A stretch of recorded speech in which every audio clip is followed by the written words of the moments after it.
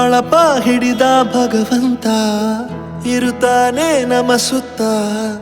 ಅವತಾರ ನಾನಾ ರೂಪವೋ ನಮ್ಮೆಲ್ಲ ಹಣೆ ಬರಹ ತಿದ್ದಿ ಬರೆಯಲು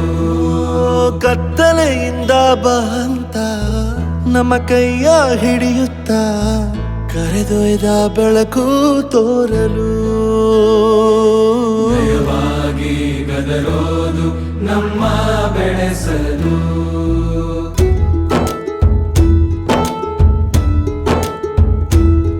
ಭಾಷೆ ಅಮೃತ ಕುಡಿಸೋ ತಾಯಾಗಿ ಭಾಷೆ